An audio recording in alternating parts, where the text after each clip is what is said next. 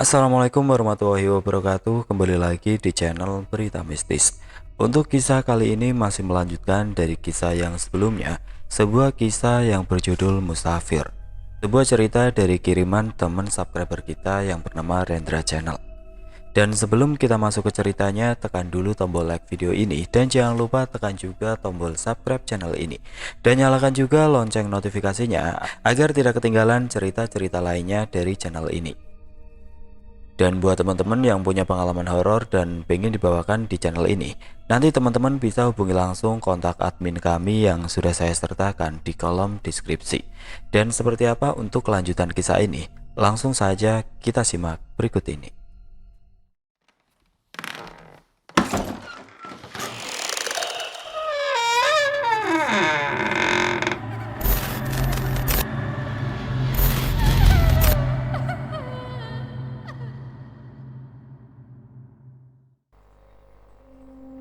Singkat cerita, sampailah keduanya di puncak Gunung Tidar. Ali Al-Bakir mengeluarkan batu hitam pemberian dari gurunya untuk ditanamkan di puncak Tidar. Setelah ditanam batu hitam itu, langit bergejolak. Awan hitam menyelimuti tanah Jawa, petir saling menyambar membuat goncangan besar, dan hawa panas luar biasa di alam lelembut. Membuat bangsa lelembut sekitaran Gunung Tidar lari karena goncangan besar dan hawa panas di alam lelembut tanah Jawa. Dan dirasakan pula sampai ke Semeru, membuat semua huru-hara karena goncangan besar dan hawa yang teramat panas di alam jin. Kembali ke cerita para penguasa gaib yang sudah mengumpulkan tentaranya di kaki Gunung Semeru.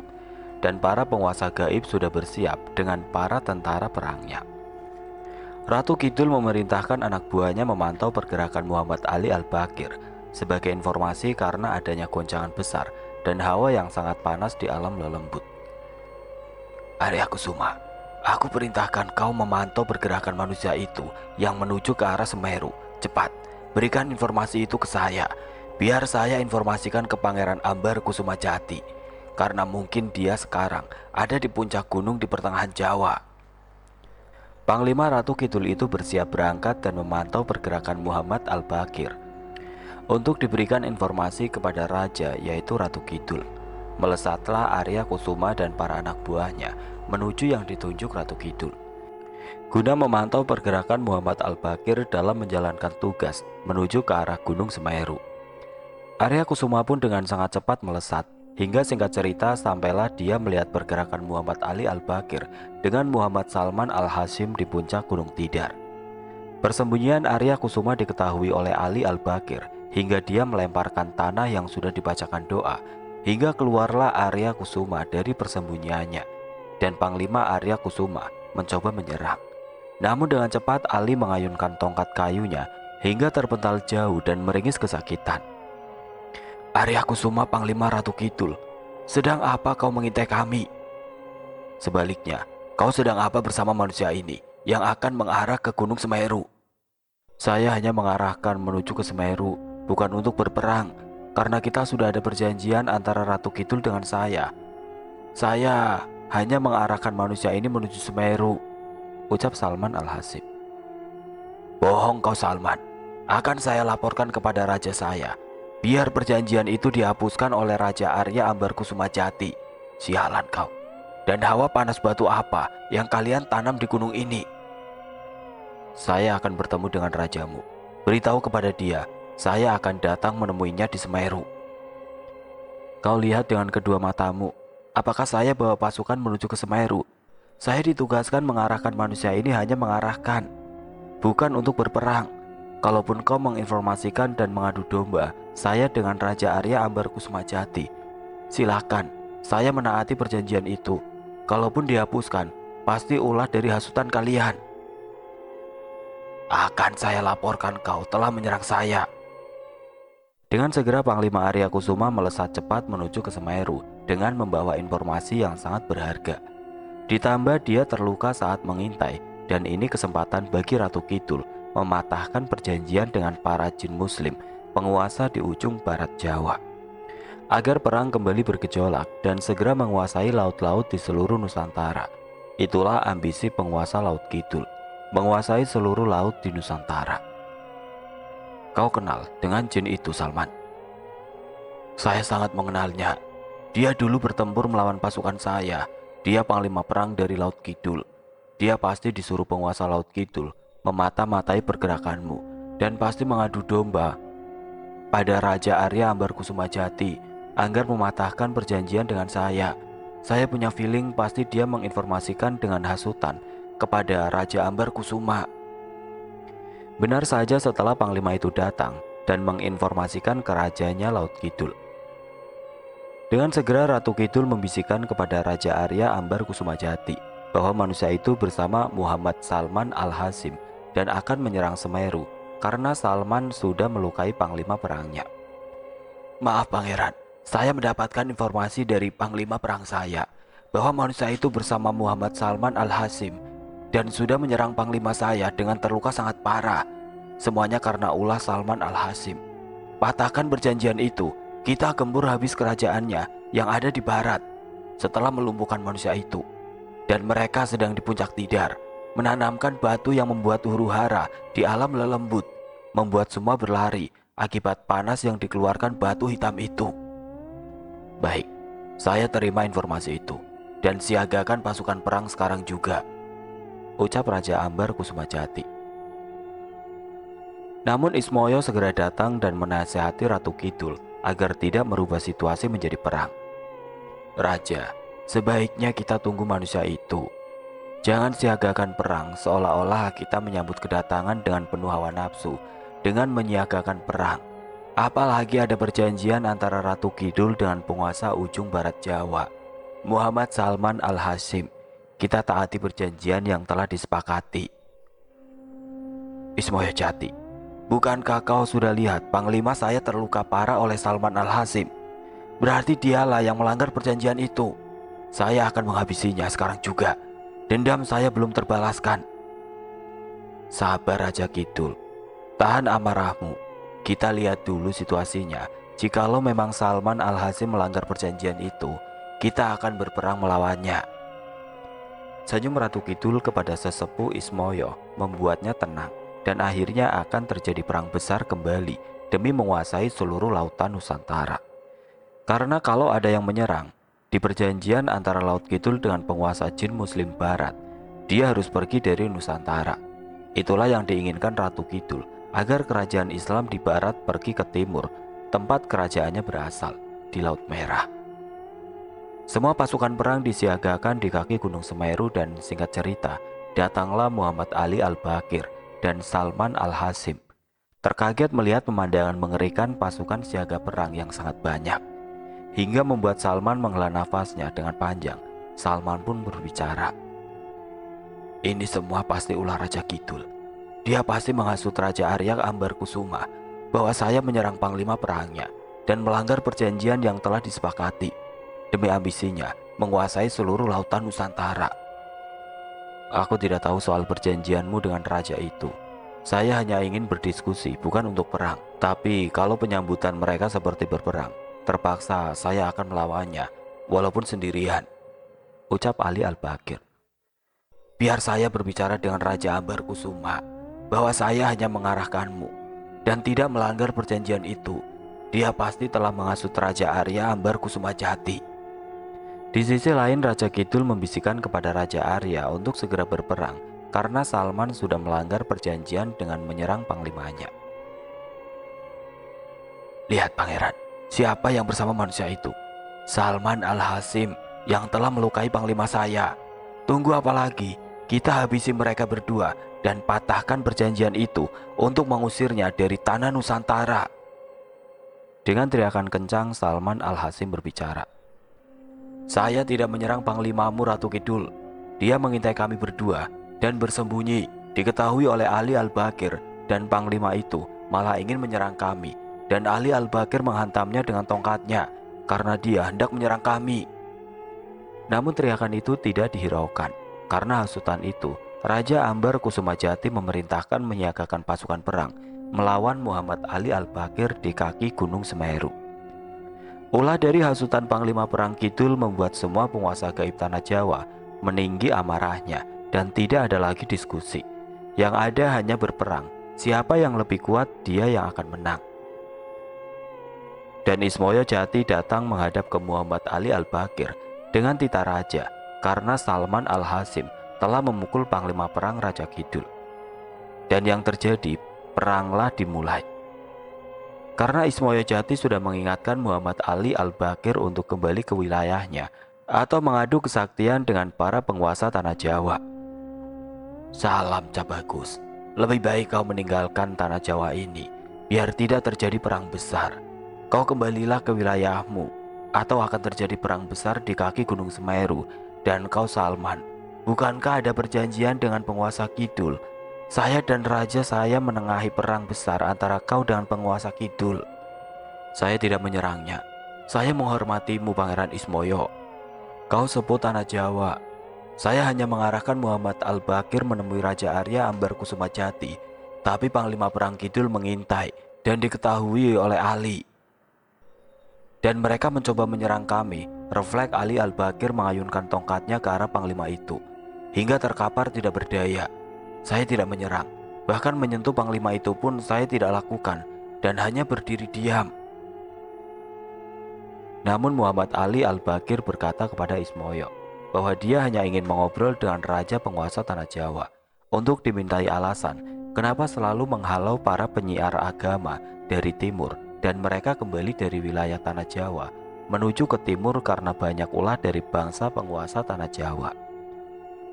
Salam Ismoyo Jati. Saya Muhammad Ali Al-Baqir dari tanah Persia, hanya ingin mengobrol dengan penguasa gaib tanah Jawa. Dimintai alasan kenapa menyerang dan menghalau penyiar agama dari timur, bukan untuk berperang. Cabagus, kau tidak tahu perjanjian yang dibuat. Lebih baik kau meninggalkan tanah Jawa ini sebelum perang besar bergejolak di kaki Gunung Semeru. Saya tidak akan mundur sedikit pun, walaupun nyawa saya taruhannya. Saya sudah mengingatkan kamu, Cabagus. Selebihnya, apa yang akan terjadi jika kamu masih teguh berdiri di tanah Jawa ini? Salman Al-Hasim mundur tidak bergerak. Bukan berarti takut, dia hanya menghormati perjanjiannya dan tidak melanggar perjanjian yang telah disepakati. Semua itu karena ulah Panglima Arya Kusuma. Namun kesepakatan mengobrol dengan raja penguasa tanah Jawa tidak mendapatkan titik temu. Dan dengan keteguhan hati, Muhammad Ali Al-Baqir akan menghadapinya walaupun sendirian. Lebih baik gugur daripada harus kembali pulang ke timur, karena tugas yang diembannya dan untuk menyebarkan agama Islam di tanah Jawa sebagai impian Sultan Muhammad I. Dibacalah doa-doa di hati Muhammad Ali Al-Baqir dan memohon perlindungan kepada Allah Subhanahu wa Ta'ala dalam menghadapi situasi ini. Dan arahan ribuan pasukan perang mengarah ke Muhammad Ali Al-Baqir dengan tenang dan terus berdoa kepada Allah. Dia membacakan ayat Al-Quran dengan suara yang menggelegar, membuat ribuan pasukan gaib yang akan menyerangnya bergoncang hebat di alam lelembut tanah Jawa. Seluruh pasukan dibuat mundur karena goncangan dahsyat dari bacaan Al-Quran Muhammad Ali Al-Baqir, dan satu persatu penguasa gaib turun tangan menyerang Muhammad Al-Baqir. Dengan sigap Muhammad Al-Baqir menghindari serangan bersama para penguasa tanah Jawa, dan yang hanya berdiri di belakang adalah Raja Ambarkusuma Jati, Pangeran Ismoyo, dan Ratu Kidul. Satu persatu para penguasa dapat dipatahkan oleh Muhammad Ali Al-Baqir. Dan hingga saat Ratu Kidul turun tangan melakukan penyerangan kepada Ali Al-Baqir, mengeluarkan semua kesaktiannya menghadapi Muhammad Ali Al-Baqir. Namun serangan demi serangan Ali dapat menghindarinya, hingga Ratu Kidul mengeluarkan tombak Trisula dan mengarahkan ke arah Ali dan dapat ditahan oleh tongkat kayunya. Dan perkelahian adu kesaktian dengan Ratu Kidul sangatlah panjang, karena serangan ilmu kanuragan Ratu Kidul sangatlah tinggi, bisa membahayakan raga dari Muhammad Al-Baqir. Hingga ayunan tongkat kayu menghantam ke dada Raja Kidul, membuatnya mundur ke belakang dan ditahan oleh Ismoyo Jati. Dan kini giliran Ismoyo Jati berhadapan langsung dengan Ali Al-Baqir, karena para penguasa tanah Jawa sudah dipatahkannya. Ger, Cabagus, jika ini yang kau inginkan, saya akan melawanmu, karena semua penguasa tanah Jawa sudah kau patahkan. Tinggal saya dan Raja Arya Ambarkusuma Jati. Perkelahian adu kekuatan antara Ismoyo Jati dan Muhammad Ali Al-Baqir. Dia memagar dirinya dengan doa-doa dan mohon perlindungan kepada Allah Subhanahu wa Ta'ala. hingga perkelahian Ismoyo Jati dan Ali Al-Bakir berlangsung cukup lama, membuat goncangan dahsyat di alam lelembut.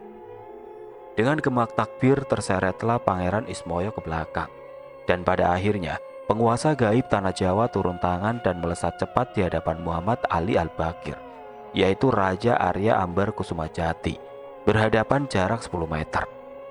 Tidak ada pergerakan fisik, namun mereka mengadu kesaktian dengan pancaran energi dengan tatapan mata. Ali Al-Bakir pun membaca doa-doa dan surah Al-Quran di hatinya, membuat pancaran energi Ali Al-Bakir beradu dengan pancaran energi Raja Arya Ambar Kusuma Jati, hingga membuat goncangan besar, membuat seluruh rakyat di alam lelembut Tanah Jawa berlarian menyelamatkan diri karena kekuatan dahsyat keduanya. Tanpa pergerakan fisik, perang tanding itu berlangsung sangat lama, 40 hari 40 malam, membuat kerusakan di alam lelembut Tanah Jawa. Dengan keteguhan iman dan keyakinan yang kuat, Muhammad Ali Al-Bakir dapat bertahan dari serangan penguasa gaib Tanah Jawa yang mempunyai ilmu sangat tinggi dan pantaslah menjadi penguasa. Masih berdiri berhadapan dan tanpa pergerakan, namun goncangan besar di area sekitar membuat huru-hara di alam lelembut. Tanah bergetar sangat hebat dan sampai 40 hari lamanya membuat Pangeran Ismoyo khawatir dengan rakyat serta alam lelembut Tanah Jawa. Akhirnya Pangeran Ismoyo mendekati Raja Arya Ambar Kusuma Jati, bahwa alam bergejolak hebat dan rakyat di alam lelembut merasa ketakutan dengan getaran sangat kuat. Raja sebaiknya hentikan. Lihat alam lelembut ini, semua rakyat sangat ketakutan dan hawa panas masih berlangsung sampai 40 hari. Banyak korban dari rakyat kita, Pangeran. Kalau terus Pangeran bertarung dengan Ali Al-Bakir, alam lelembut akan banyak memakan korban, terutama rakyat. Kita diskusikan dengan Muhammad Ali Al-Bakir agar keadaan menjadi tenang dan hawa panas hilang. Dan akhirnya Raja Arya Ambar Kusuma dan Muhammad Ali Al-Bakir memberhentikan pertarungan mereka yang mengakibatkan banyak korban di alam lelembut. Dengan berkata Raja penguasa alam gaib Tanah Jawa, "Baik, Cak Bagus, kita bicarakan dan diskusikan agar tidak ada lagi korban di alam saya, dan sebagai saksi Ismoyo Jati ikut bersama penguasa lainnya ke Bukit Kayangan. Kita diskusikan masalah ini." "Baik, dari awal saya cuma ingin berdiskusi, meminta alasan, bukan untuk berperang." Akhirnya semua penguasa gaib Tanah Jawa naik ke Bukit Kayangan, di pertengahan Pulau Jawa, tempat berkumpulnya para penguasa gaib Tanah Jawa. Raja Arya Ambar Kusuma Jati didampingi Ismoyo dan penguasa lain. Sedangkan Ali Al-Bakir didampingi Muhammad Salman Al-Hasim sebagai saksi. Setelah hasil perundingan, dibuatlah kesepakatan antara Muhammad Ali Al-Bakir dengan Raja Gaib penguasa Tanah Jawa. Dibuatkan perjanjian Muhammad Ali Al-Bakir dan ulama lainnya, silakan berdakwah, tapi jangan menghilangkan adat budaya Jawa. Banyak perjanjian-perjanjian dan akhirnya disepakati. Namun Raja Kidul marah dengan isi perjanjian dan menolaknya, tapi semua penguasa gaib Jawa menyetujuinya, dan Raja Arya Ambar Kusuma Jati akhirnya mengikrarkan perjanjian yang dibuat dari kesepakatan antara penguasa gaib Tanah Jawa dan Muhammad Ali Al-Bakir. Nah, begitu Ger ceritanya. Ada perjanjian antara saya dengan Syekh Ali Al-Bakir. Saya sangat mentaati perjanjian yang telah disepakati. Alhamdulillah, saya tahu tentang kisah perjanjian tumbal Tanah Jawa oleh Eyang Syekh Muhammad Ali Al-Bakir. Tapi saatnya nanti, perjanjian ini berakhir kalau sudah waktunya. Kalau orang Jawa sudah lupa dengan kejawaannya, lupa akan jati dirinya, dan perjanjian telah habis masanya, akan ada huru-hara di alam manusia. Iya, tapi takdir yang aku percayai adalah takdir yang sudah digariskan Gusti Yang Maha Suci. Walaupun ada perjanjian raja dengan Syekh Ali, namun suatu saat nanti bakal ada yang membongkar semua rahasia-rahasia Tanah Jawa, yang waktunya juga akan segera habis karena semua harus dibongkar. Satu persatu para penguasa gaib Tanah Jawa akan mendapat cahaya besar di hatinya, hingga menuju jalan yang lurus. Walaupun bukan saya, tapi akan ada pemuda satu darah akan berjuang kembali seperti perjuangan Muhammad Ali Al-Bakir. Iya Nger, Semua sudah digariskan Gusti Allah yang Maha Suci. Perjanjian itu akan diungkapkan pada suatu hari nanti. Dan benar katamu, akan ada seseorang yang akan membongkar tanah Jawa yang banyak dirahasiakan. Saya hanya menceritakan apa yang harus diceritakan. Saksi-saksi masih ada. Semua dari alam lelembut dan perjanjian ini sebentar lagi akan habis. Memang benar katamu, Ger. Satu persatu anakku masuk ke agama yang Al-Bakir bawa. Anak pertamaku di Lawu masuk Islam. Darmo di Tanah Sunda juga masuk Islam. Setelah semua diceritakan oleh Raja Penguasa Gaib Tanah Jawa, Yanto pun izin pamit. Semua sudah digariskan Gusti yang Maha Suci, Sang Pencipta alam semesta dan isinya. Kita hidup nanti akan kembali padanya dan mempertanggungjawabkan semua yang dilakukan ketika hidup. Terima kasih, Pangeran, atas semua ceritanya. Kalau memang ada perjanjian silahkan. Karena perjanjian antara Eyang Raja dan Syekh Ali, saya hanya manusia biasa dan sedang menikmati perjalanan saya dengan terus mengingat nama kebesarannya. Iya, Ger. Saya jadi teringat ketika kamu menginjakan kaki di Tanah Jawa. Ketika kamu dari Bali, alam lelembut kembali bergetar, sama persis ketika dulu. Namun, ini bukan waktunya. Semua rahasia diungkapkan. Bakal ada masanya. Engge Eyang Raja, aku pamit kembali melanjutkan perjalananku. Eyang Ismoyo, aku pamit. Hati-hati, Ger, ucap Raja Arya Ambar Kusumajati. Yanto pun berdiri dari silanya di hadapan raja dengan azab mundur ke belakang dan lalu berdiri, disusul Eyang Ismoyo berdiri dan berjalan menghampiri Yanto. Raja Arya harus terus tersenyum kepada Yanto, dan Yanto pun pergi meninggalkan kerajaan gaib Semeru.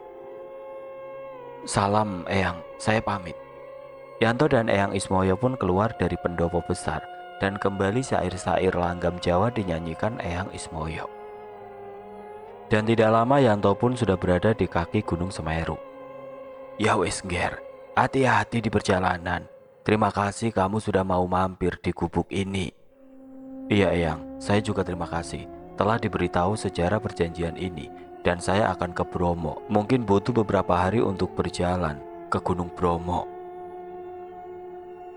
Dengan izin pamit, Yanto pun kembali berjalan dan nampak Eyang Ismoyo masih berdiri kembali dengan syair-syair Jawa kuno yang sangat terdengar di telinga. Karena terbawa angin di tengah malam kaki Gunung Semeru. Singkat cerita, sudah beberapa hari Yanto berjalan dan akhirnya sampai di kaki Gunung Bromo di pagi hari.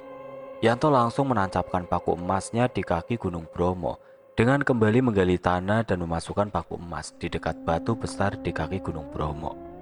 Alhamdulillah, saya sudah menancapkan paku emas di kaki Gunung Bromo dan selanjutnya saya pergi ke puncak Gunung Lawu. Bismillah. Yanto kembali berjalan dengan zikir dan sholawat di hatinya dan sangat menikmati perjalanannya dan tinggal menancapkan 2 paku lagi. Tugas Yanto akan selesai dengan kembali ke Cirebon bertemu keluarga dan teman-temannya. Dan Yanto harus melewati kota Malang, Kediri dan Madiun untuk menuju ke Gunung Lawu. Kata-kata Pak Yanto semua itu sudah digariskan oleh Zat yang Maha Agung Allah Subhanahu wa Ta'ala. Ingat, yang hidup pasti akan merasakan mati, dan yang mati akan mempertanggungjawabkan perbuatannya. Jadikan hidupmu bermanfaat bagi sesama, niscaya manfaat itu akan menyelamatkanmu di akhirat. Setelah melaksanakan penancapan paku emas di kaki Gunung Bromo, Yanto kembali melanjutkan perjalanannya menuju ke arah Gunung Lawu, melewati kota Malang, Kediri dan Madiun. Dalam perjalanan tidak hentinya Yanto merasa bersyukur atas nikmat dari setiap perjalanannya. Banyak hikmah yang selalu ia ambil dari setiap perjalanannya akan arti hidup yang sesungguhnya. Berjalanlah Yanto dari Bromo menuju ke Malang. Alhamdulillah ya Allah, penancapan di Gunung Bromo lancar, tidak ada halangan sedikit pun. Sekarang saya akan ke Gunung Lawu, menancapkan paku ke-8. Saya harus melewati kota Malang, Kediri dan Madiun. Semoga di perjalanan dilancarkan dari segala halang dan rintangan. Kembali Yanto berjalan dan berzikir dan bersolawat dengan senyum kalau berpapasan dengan orang lain, dan menundukkan kepala kalau ada yang papasan lebih tua darinya. Hujan besar turun dan Yanto terus berjalan dan tidak hentinya berucap syukur atas nikmat besar yang turun. Walaupun hujan, dia tetap berjalan dan terus dalam hatinya mengucapkan kebesaran Allah Subhanahu wa Ta'ala. Singkat cerita, sampailah Yanto di kota Malang dan masuk ke wilayah tersebut di malam hari yang sangat sunyi. Di area yang masih terdapat banyak pohon besar, jalanan yang sangat sunyi membuat yang lewat berdiri bulu kuduknya. Singkat cerita, berhari-hari Yanto berjalan melewati kota Malang, Kediri, dan Madiun. Kini Yanto hampir sampai di Gunung Lawu melalui jalan ke Magetan. Sudah nampak pemandangan Gunung Lawu yang sangat indah. Yanto pun berjalan memasuki pemukiman penduduk di malam hari. Nampak sangat sepi dan penerangan dari obor-obor bambu di depan rumah warga. Yanto berjalan menyusuri jalan dan tidak sengaja ada pos ronda. Ada 3 warga yang sedang bermain catur, sebut saja Karno, Darto, dan Pak Ijo, sedang asik bermain catur.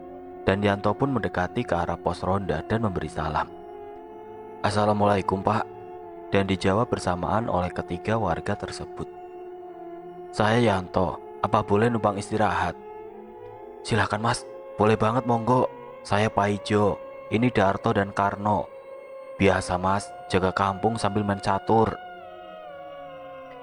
"Perkampungannya sangat sepi ya, padahal lepas maghrib." "Iya Mas, kampung ini sedang diteror pocong Pak Warman." "Pocong? Jadi ceritanya begini Mas. Pak Warman adalah juragan kaya yang suka nagih hutang ke seluruh desa dengan membawa 2 anak buahnya. Menarik paksa hutang-hutang serta bunganya. Sebut saja Pak Tono yang ditagih hutang sampai diusir dari rumahnya karena hutang yang tidak kunjung dibayar.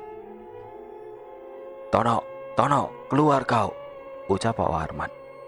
Tono pun keluar rumah dengan wajah yang ketakutan kepada Pak Warman. "Ampun juragan, saya belum bisa bayar hutang. Saya tidak punya uang sedikit pun. Beri saya waktu Pak untuk membayar hutangnya." "Waktu? Kau sudah aku beri banyak waktu, tapi tidak juga membayar. Sekarang, kau pergi dari rumah ini. Sekarang rumah ini milik saya." "Ampun Pak, saya, istri, dan anak saya mau tinggal di mana kalau saya pergi dari rumah ini? Saya mohon Pak, beri saya waktu." Kalian berdua, usir orang ini." Kedua anak buah Pak Warman mengusir paksa keluarga Pak Tono secara paksa. Dengan memohon, namun Pak Tono tidak digubris oleh Pak Warman. Bahkan anak buahnya menarik paksa dan melemparkan Pak Tono keluar. Akhirnya Pak Tono beserta keluarganya mengungsi di musola, dan kebetulan ada Pak Haji Sanusi dan mengajak keluarga Pak Tono ke rumahnya. "Pak Tono sama istri dan anak kenapa di musola?" "Saya diusir paksa sama Pak Warman karena belum bayar hutang. Jadi rumah saya diambil Pak Haji. Tolong saya sama keluarga saya." "Astagfirullah. Ya sudah, Pak Warman ke rumah saya saja. Kebetulan di pinggir rumah saya ada gudang kecil. Nanti dibersihkan buat Pak Tono. Lumayan besar. Nanti kita bersihkan bersama. Ayo Pak, ikut saya." Akhirnya Pak Tono pun ikut dengan Pak Haji Sanusi dan berdiam di rumahnya. Sementara Pak Warman dengan bengisnya menagih ke setiap rumah warga yang belum membayar hutang. Banyak dari warga yang diambil paksa ternaknya sekedar membayar bunganya. Keresahan warga dengan penagihan hutang Pak Warman membuat warga ketakutan karena Pak Warman tidak segan-segan main pukul oleh anak buahnya. Kembali Pak Warman berkeliling dengan kedua anak buahnya, namun warga sudah mengunci rumahnya karena ketakutan dengan kedatangan Pak Warman dengan kedua anak buahnya yang membawa golok. "Sialan, warga semuanya gak ada yang keluar. Mereka mengunci rumahnya, kurang ajar. Minjem enak dengan memelas, giliran ditagih pada ngumpet, kurang ajar." Dan sekarang Pak Warman menuju ke rumah Pak Darto yang memiliki hutang. Ketika Pak Darto hendak masuk rumah, dikejarlah oleh kedua anak buah Pak Warman hingga tidak bisa masuk rumah. "Mau kemana kau Darto? Cepat bayar hutangmu. Kau banyak alasan untuk bayar hutangmu. Cepat kau bayar."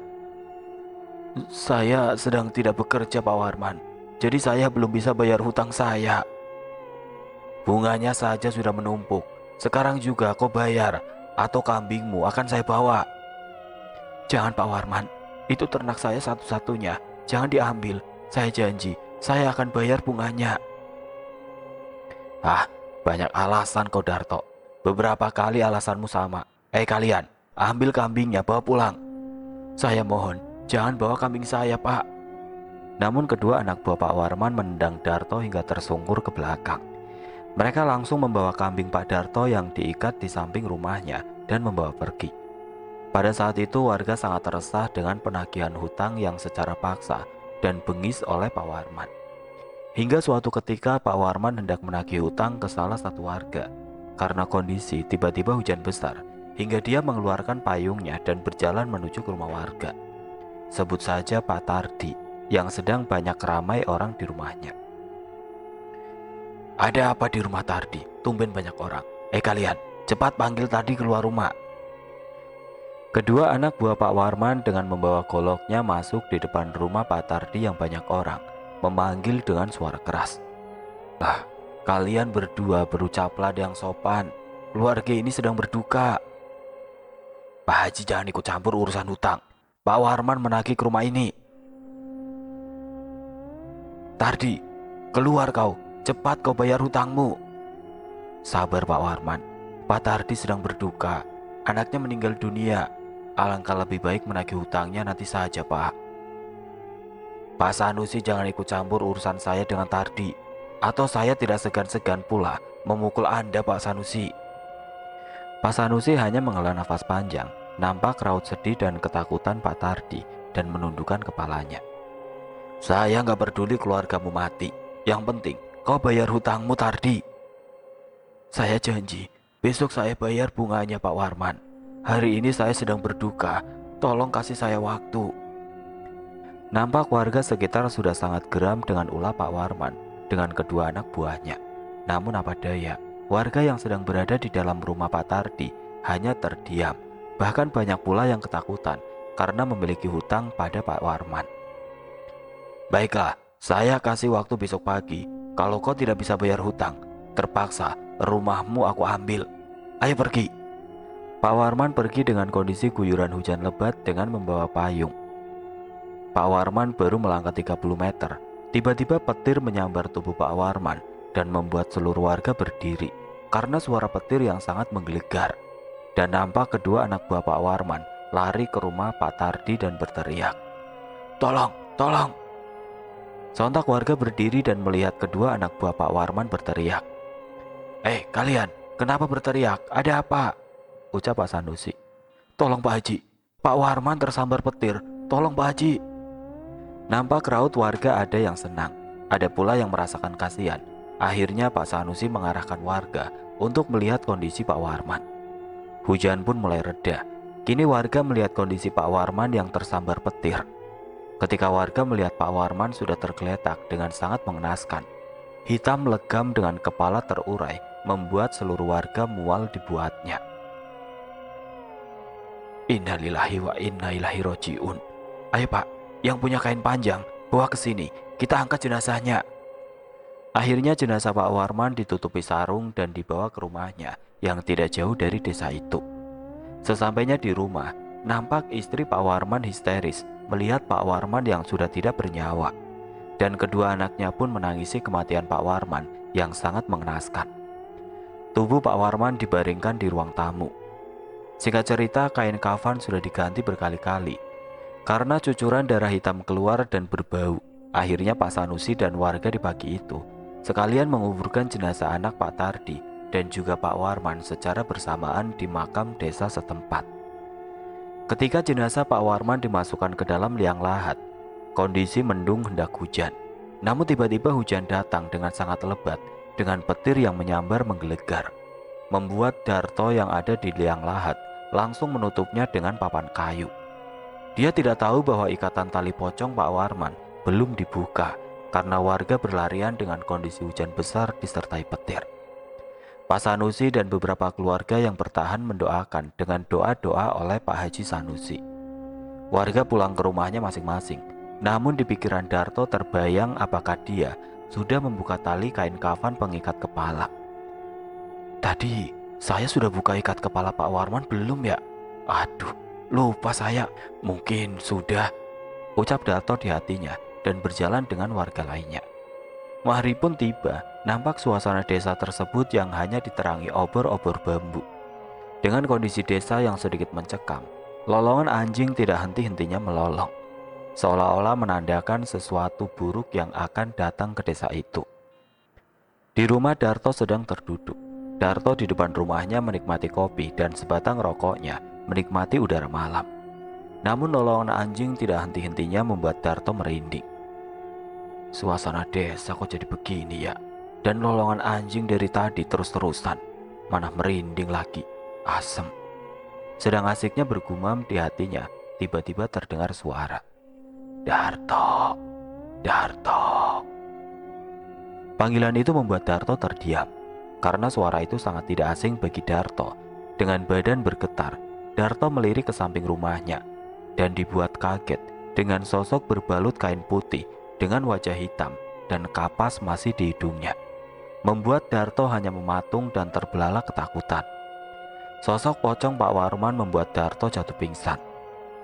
Dan warga lainnya, Pak Tardi, sedang asik di dalam rumahnya dengan istrinya masih berduka karena kepergian anak kesayangannya. Tiba-tiba dikejutkan dengan ketukan pintu yang sangat keras. Dak, dak, dak. Sontak membuat Pak Tardi terbelalak kaget karena ketukan pintu yang sangat keras seperti sesuatu yang dibenturkan ke pintu rumahnya. Siapa ya Bu, malam-malam begini mengetuk rumah kita? Nggak tahu Pak, coba lihat dulu siapa tahu Pak Sanusi atau warga lainnya yang ikut tahlilan di rumah kita. Mungkin ada sesuatu yang penting. Ya sudah, saya lihat dulu ya Bu. Pak Tardi berdiri dan berjalan ke arah pintu. Namun pintu terus digedor hingga berdiri bulu kuduk Pak Tardi. Pak Tardi berdiri dan berjalan ke arah pintu. Namun pintu terus digedor hingga berdiri bulu kuduk Pak Tardi. Pak Tardi mengintip jendela dekat samping pintu. Alangkah kagetnya, sesosok pocong berdiri membelakanginya hingga Pak Tardi bergetar. Sosok itu melompat ke arah jendela, membuat Pak Tardi tersungkur ke belakang karena kaget dan takut. Pocong! Sontak Pak Tardi masuk ke kamarnya dengan wajah pucat dan ketakutan. Sosok pocong itu seperti mengelilingi rumah Pak Tardi karena terdengar loncatan-loncatan kaki dan sesekali jendela kamar Pak Tardi digedornya dengan suara. Tardi, Tardi, bayar utangmu Tardi. Tardi dan istrinya ketakutan dan hanya berpelukan dengan suara mengerikan itu, sesosok pocong Pak Warman.